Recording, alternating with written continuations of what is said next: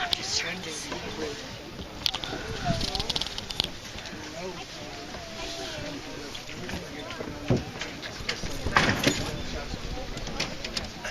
afternoon, everyone. Good afternoon. How are y'all doing today?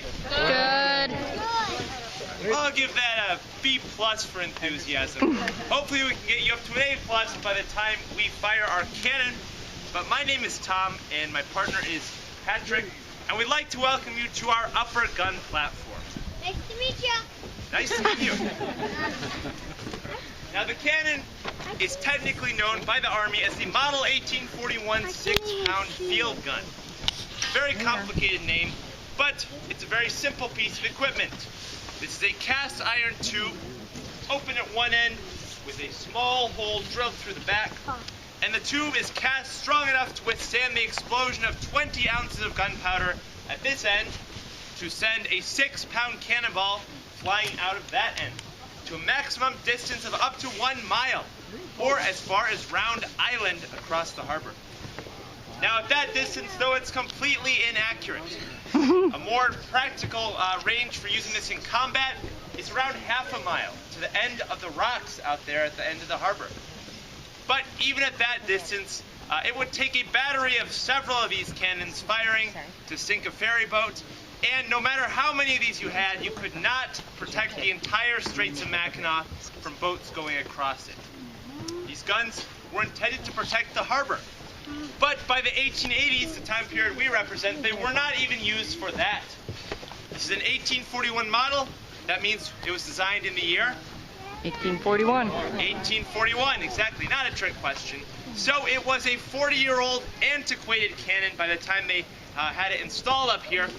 And the soldiers were not worried about protecting the fort at all. This was actually the headquarters of Mackinac Island National Park. The soldiers in the fort were purely here to take care of the park and to make a nice experience for the visitors that were coming to the island. Rather than invaders, just like today, there were vacationers coming to Mackinac Island to ride bikes or eat fudge or see the hotels or see the national park then rather than the state park today, or to come on up to Fort Mackinac and watch them fire the cannon. But when they fired it in the 1880s, they were not firing cannonballs. They simply fired the gunpowder to make the noise and the smoke for a gunpowder salute. That was when they raised or lowered the flag at the beginning and end of the day. But also on especially important holidays, or if especially important people came to visit the island. And that includes all of you, so we're going to give you a cannon salute today. How's that sound? Woo! Little better, little better. Glad to hear it. Now, to do this, we're actually going to ask for a volunteer from the audience to be a third cannon crew member. Dog shirt. Dog shirt. I love that t-shirt. Please come under here. Now follow me back. What's your name, young lady? Hopefully Mia? Mia, give me a thumbs up. There's your equipment, Mia. That's all you're going to need to do this job. Now stand right here. You see this hole? Oh, you're good. I need you to put your thumb on it like that. Cover it up. Perfect. Now just keep your thumb there until I tell you. Can you do that? Great. Now I'd like everyone to meet Mia. She is the newest member of our cannon crew. Everyone say hi, Mia. Hi, Mia. She is covering the touch hole in the back of the cannon, which we are eventually going to use to light it. But for now, it's a liability because it means that air could get in and stoke up sparks in the back. So that is covered. Meanwhile, Patrick is working at the dangerous end of the cannon, the muzzle, using a gunner's worm to scrape out solid debris left in there from firing the last shot. What we're looking for is bits of the bags that hold our gunpowder charge. Now, in the 1880s, they were made of cloth, so they could burn. And the biggest danger with loading a cannon like this is that the gunpowder could explode while Patrick is loading it. And that might happen if we put it onto a live spark.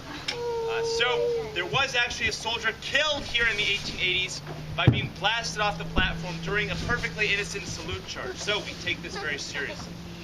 Now Patrick's going to take a wet swab and run it down the barrel. First of all, to extinguish any sparks left down there with the water. But secondly, thanks to Mia's thumb stalling, by removing all of the air and creating a seal with no oxygen inside. And that noise was the vacuum collapsing as air rushed back in, which means, Mia, your job is done.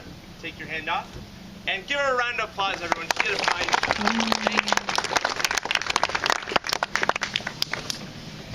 There. Now it's time to load in the gunpowder. We have 3 ounces of gunpowder wrapped in aluminum foil.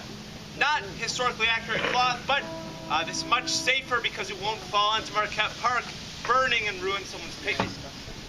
Now Patrick also gets the luxury of standing off to the side of the cannon rather than being historically accurate, being right in front with a straight rammer. He's using a curved rammer, which again is much safer than the historically accurate practice.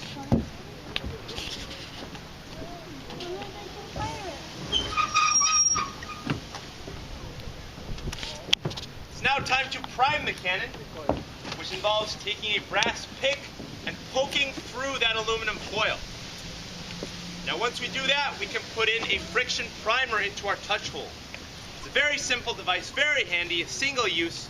All you do is put a hook through this loop, pull on the loop, and the black chemical on top makes a spark.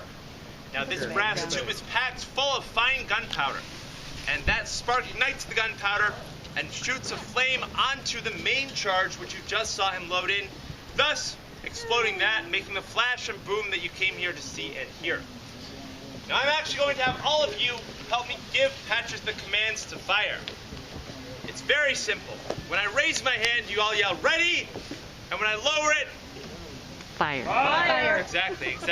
We'll practice this just once to see if you can do it. Ready! Fire! Was that loud enough, Patrick?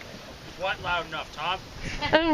All right, I think you need even more volume, since Patrick has been firing a lot of cannons. But this time it's going to be for real.